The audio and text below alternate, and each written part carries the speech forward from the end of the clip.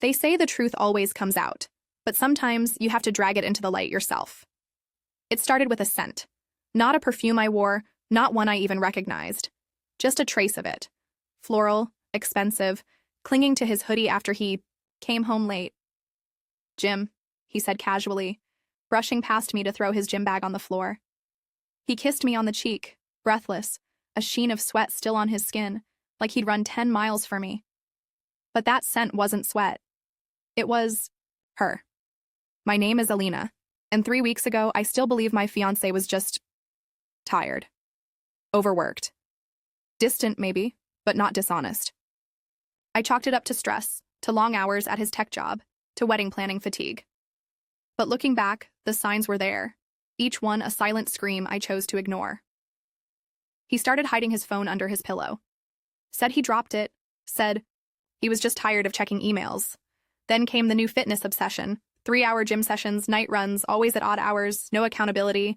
"Don't wait up," he'd whisper at 10 p.m., gym bag in hand, a new water bottle every week.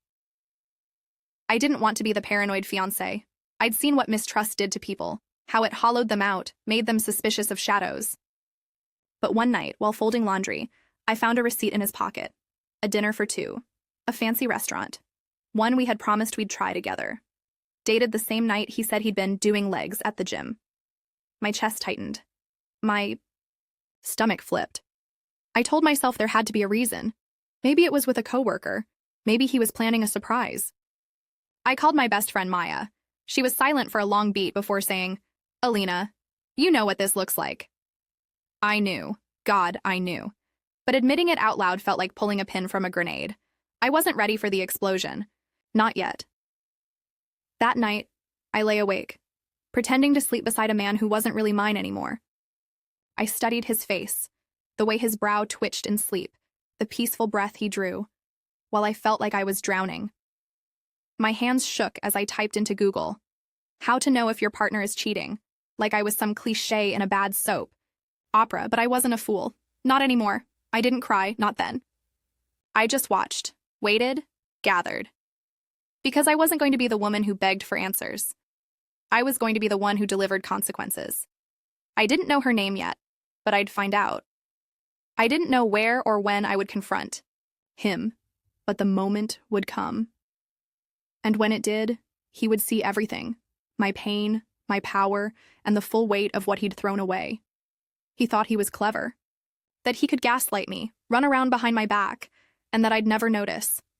But he underestimated me. He forgot who I was before I became his. The woman who built a career, who fought for every inch of her life. The woman who forgave too easily until now. This wasn't going to be a meltdown. It was going to be a reckoning. The first lie is always the hardest to swallow. After that, they go down easier, until they choke you. I didn't confront him right away. I needed more than a receipt and a gut feeling. I needed something undeniable, something that, when laid bare, would shatter the mask he wore so effortlessly. That's when I started keeping track. Dates, times, excuses. I started a private folder on my phone titled Wellness Journal, so he'd never question it. Inside, I recorded every detail. What he wore, what time he left, when he returned. I noticed patterns. Tuesdays and Thursdays, always gone by 9 p.m., home just after midnight. "Cardio night," he said with a wink. I smiled, took notes, waited. Maya helped me set up a second email. We linked it to a GPS app, then discreetly hid an AirTag in the lining of his gym duffel. The first time we tracked him, my hands trembled. It was a Thursday. He said he was hitting the elliptical. The app showed him parked in a residential neighborhood 15 miles away. Not a gym in sight. I zoomed in. A cul-de-sac, 2 Teslas, 1 red Mini Cooper in the driveway. He was inside that house for 2 hours and 41 minutes. When he got home, sweaty and smug, I asked him how the workout went. "Brutal," he said, panting dramatically. "I might actually be getting abs." I smiled sweetly. "Maybe you should let me join you sometime." He laughed. "You hate the gym." I hated lies more. I felt disgusted, not just at him, but at myself, for the 1,000 ways I had excused his behavior. For every time I blamed myself. Maybe I'd been too distracted. Maybe I hadn't appreciated him enough. Maybe. No, I wouldn't carry the weight of his betrayal. And yet, it wasn't just about my broken heart. It was what he was risking. Our home, our shared savings, our future. I'd been the one doing the bulk of the wedding planning, the one juggling meetings with vendors, building spreadsheets, paying deposits. I'd even cashed out part of my personal savings to lock in the venue he wanted, the venue where I thought I'd become his wife. But he'd already made his choice. I didn't know her name yet, but I knew he spent hours with her while I made Pinterest boards for our wedding. Colors. While I met with caterers. While I held on to this fantasy like a lifeline. He was gone, emotionally and now physically, and he was lying about it daily. Still, I said nothing. I played the role. I had dinner ready when he came home. I sent him cute I love you texts in the middle of the day. I even packed his gym bag one evening and slipped in a little protein bar with a note that read, "Proud of you." I wanted him to feel safe, comfortable, untouchable. Because that's when liars get sloppy, and sloppy he became. One night, I noticed a second phone charger plugged in beside our bed. I don't own two phones. He doesn't either, or so I thought. When I checked under the bed the next morning, I found a second phone tucked into the frame slat. Locked. But the lock screen lit up. Can't wait to feel you again. No name. Just the number, but it was enough. My throat went dry, my stomach burned with rage. Still, I didn't confront him. I wasn't looking for a fight. I was building a case. And when the time came to present my evidence, I wouldn't be doing it alone. He would be there, and she would be too.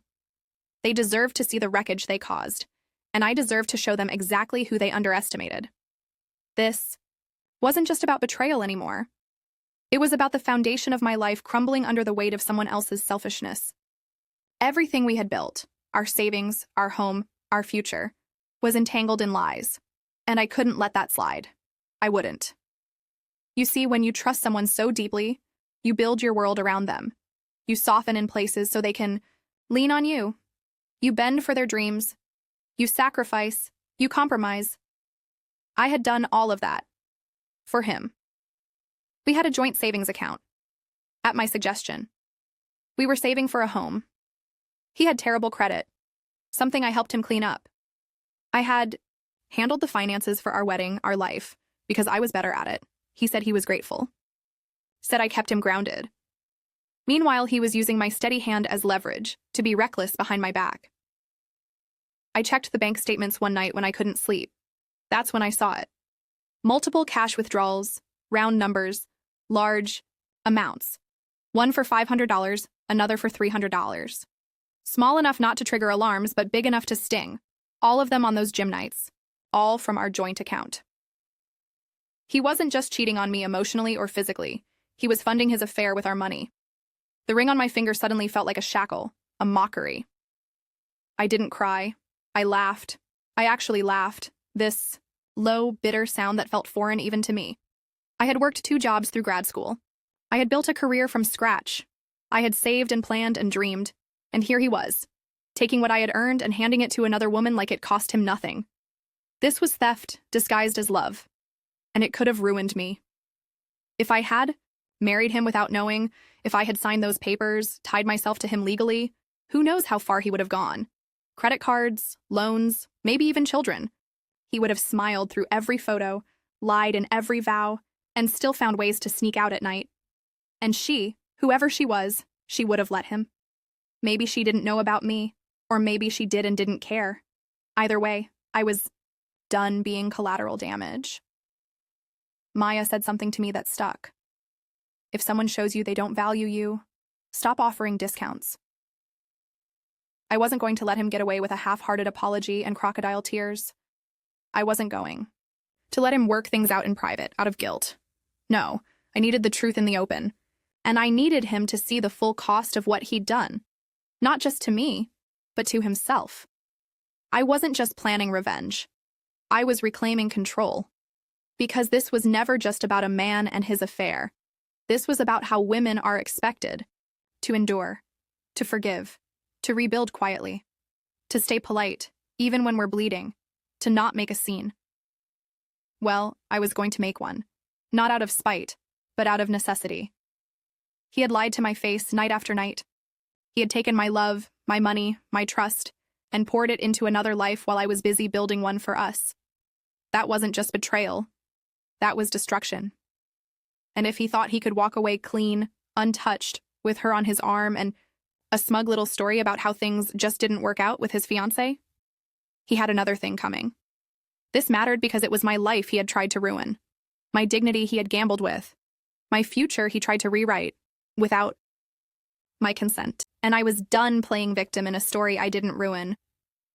There's something terrifyingly powerful about quiet rage, the kind that doesn't scream or break plates, but simmers in silence, sharpening itself into a blade. By the time I sat down and wrote out the plan, I wasn't hurt anymore. I was focused, strategic. I wanted justice, not chaos. I wanted control, not closure. And I wanted them to feel it, him and her. The first thing I did was gather every piece of evidence I had. I printed screenshots of the GPS logs, bank statements, texts from the burner phone, even a copy of the dinner receipt that had started it all. I made a neat little folder and labeled it workout routine. It was petty, but it made me feel good. Then I called in favors. Maya helped me track down the address he kept sneaking off to. A little online sleuthing, a few clicks through public property records, and there it was, registered to a woman named Claire Fields. She was a yoga instructor, pretty, blonde, exactly the opposite of me. I wasn't surprised. Her social media was private, but her business page wasn't. Her smiling face posing with clients, captions about healing and trust and alignment, like some cosmic joke. I scrolled through her posts with a steady hand, cataloging every bit of her carefully curated life. She had no idea the wreckage she was standing in the middle of. Or maybe she did. That would make it worse. I didn't want to humiliate her. But I wanted her to see the truth. She deserved to know what kind of man she had wrapped her life around. One who lied so well he could build a wedding with one woman and a secret life with another. And I wanted him to be the one to break under the weight of it. The opportunity came in the form of a party. Claire was hosting a small wellness pop-up event at a boutique studio on the north side of the city. Her face was on the flyer. Sip and stretch with Claire Fields. Limited spots. Tickets required. I bought 2. I used my second email to register. Maya came with me, pretending to be just another yoga-curious woman with a tight back and a nosy friend. We scoped the place out a week before. It was intimate. Small studio, soft lighting, herbal tea at the entrance, about 20 guests. Perfect. I knew he'd be there. He wouldn't miss a chance to parade around like the supportive boyfriend. He had no idea I even knew her name, let alone her face. The plan was simple. Let him see me. Let her see me. And let the truth spill right there, in a room full of strangers. But I wanted more than just a dramatic entrance. I wanted it to sting. So I mailed Claire a package, just a day before her event. No return address. Inside, the printed GPS logs with dates and times highlighted, a copy of the bank withdrawal receipts, and a photo of me and him, taken just 2 weeks ago, holding hands at our wedding venue's tasting dinner. On the back of the photo, I wrote, in bold black ink, "Thought you should know who he's lying to when he says he's at the gym. See you tomorrow. Alina." It was risky. She could cancel the event. He could convince her I was crazy. But something in me knew she'd show up. And so would he. They wouldn't be able to resist pretending nothing was wrong. But they'd feel it. The weight of my silence. The trap I'd laid. The reckoning they never saw coming. The night before the event, I didn't sleep. I laid out, my outfit like armor, sleek black slacks, a deep burgundy blouse, heels just high enough to feel like power beneath my feet. I didn't want to look tragic. I wanted to look undeniable. Maya kept asking if I was sure, if I really wanted to go through with it. Absolutely, I said. This is for me. Not to win him back. Not to get revenge on her, but to end the performance he thought he was so clever for pulling off. The next morning, I got ready like I was going to war. When we arrived at the studio, the scent of essential oils hit me like a punch. Lavender, sandalwood, all those relaxing smells, meant to center your soul. My hands were shaking, but my spine was steel. I signed in, smiled, took my tea and settled on one of the mats closest to the front. Claire walked in 5 minutes later. Her face was pale, her smile forced. But she was good. Almost too good. She scanned the room, her eyes flicking past me like she didn't recognize me from the photo. But she did. I saw the hesitation, the flicker of recognition. And then he walked in behind her. Late. Of course, casual. baseball cap. That smug, lazy smile I used to think was charming. He didn't see me at first. He went to the back of the room and sat against the wall, scrolling on his phone like he had better things to do than support the woman he was cheating with. Then Claire whispered something to him. He looked up and froze. His eyes locked on mine. That smile vanished. His lips parted like he wanted to say something. Maybe pretend it was a coincidence. Maybe run. But he did neither. He sat there, pale and still, while I held his gaze and gave him a slow, knowing smile. I didn't flinch. I didn't look away. I wanted him to know that every lie he'd told had finally caught up to him. Claire began the session. Her voice was thin, her movements robotic. She was distracted. And how could she not be? The truth was sitting 3 feet away. Halfway through the class, during a pose change, she paused and turned to him. "Do you have anything you want to say?" she asked, loud enough that heads turned. He looked around, panic blooming in his face. I stood up slowly, picked up the folder I'd tucked beneath my mat, walked it over to them. I didn't shout, I didn't scream. I simply handed it to her and said, "Since he doesn't know how to tell the truth, I brought it for him." The silence was deafening. Claire opened it right there. She read. Page by page, her jaw tightened, her eyes filled, but she didn't cry. She just turned to him and said, "Get out." He didn't move at first, so she repeated it, louder. And this time, everyone was watching. He stood, stammered, looked between us like he still had a way out, like he could charm his way past this. But the look in my eyes made it clear. There was no coming back from this.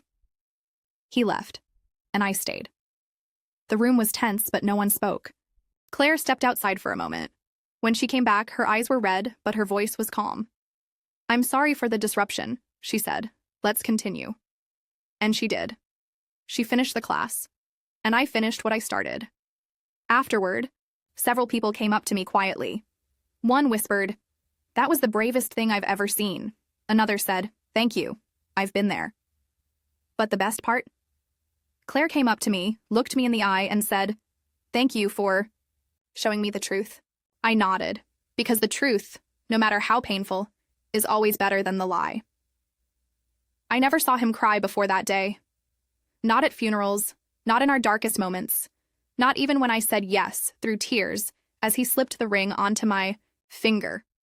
But after the class, after I handed Claire the evidence, after the room turned silent and the truth pulled the mask off his face, he followed me outside. "Alina, wait, please." I didn't stop walking. "Just let me explain, please. It wasn't like..." I turned on my heel so fast he flinched. "It wasn't like what, exactly? You weren't lying to both of us? You weren't sleeping with her in the house we were saving to buy together? You didn't steal money from our wedding account?" He was shaking. A weak, sad shadow of the man who once stood so tall in my life. "I messed up," he said, voice breaking. "It wasn't supposed to happen like this." "And yet here we are," I said coldly. "You had every chance to come clean, but you waited until I put it in your face." He reached for my hand. I pulled it back like it burned. "You need help," I said, "but I'm not your rehab center. I'm not your audience. I'm done." His face crumpled. "I didn't mean to hurt you. I love you." "No, you don't," I cut in. "You love that I made your life easier, that I believed in you, that I covered for your incompetence. But love? Love doesn't look like this." And then I walked. Away.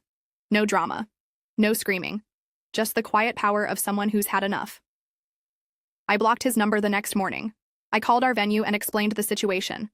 Lost the deposit, but gained peace. I closed the joint savings account. Redirected my direct deposit. I even canceled the credit card I helped him get with my good credit.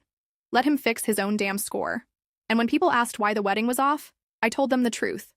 He cheated. He lied. And I chose myself. Claire? She posted a week later on her business page. "Healing is messy, but truth is always a gift. Thank you to those who believe in integrity." She never said my name. She didn't have to. And him? Last I heard, he moved out of the apartment he shared with his friend. Lost his job shortly after, probably too distracted with his double life to keep up. Mutual friends say he's been trying to spin it, tell people I was crazy, possessive, jealous. But the people who matter, they saw what happened, and I don't care about the ones who didn't, because I got my life back. It, Tao, didn't happen in one glorious moment. It was 100 small decisions. To wake up, to eat, to stop checking his social media, to laugh again, to look in the mirror and see me, not the broken version of who I was with him. I started going to therapy, picked up a new hobby, bought myself a gold necklace with one word engraved, truth. And every time I wear it, I remember the woman who walked into that yoga studio and refused to be invisible, who stood up in the middle of a lie and burned it to the ground with grace, who took pain and turned it into power. He said he was at the gym, but I knew better. And now so does everyone else, because the truth always wins. And Karma? She just needed a little push.